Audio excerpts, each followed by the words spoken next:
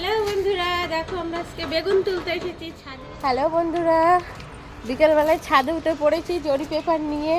ওই দেখো আমার ছেলে। আমরা এসছি এখন ছাদে বেগুন তুলবো বলে। আমরা যে আর কি বাড়িতে থাকি, ভাড়া বাড়ি, ওই মালিকেদের মানে ছাদে কি সুন্দর দেখো টমেটো হয়েছে। এই দেখো কত বড় বড় টমেটো ধরেছে, আর বেগুনও হয়েছে দেখো। এই দেখো বেগুন দেখো।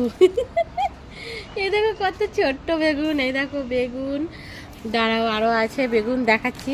তো কালকে সরস্বতী পুজো, কালকে আমার শীতল ষষ্ঠী আছে, তো সেই রান্না করব বলে সব গোটা গোটা জিনিস লাগবে, গোটা বেগুন। তাই সেই বেগুনগুলো এখন তুলবো। দিদিরা বলেছে তুমি নিয়ে যাও, তা দিদিদেরকে কিছু টাকা দিয়ে আমি বেগুনগুলো নিয়ে নেবো।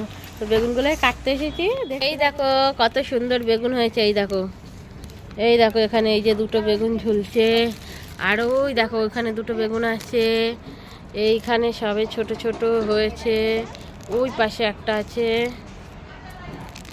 একটা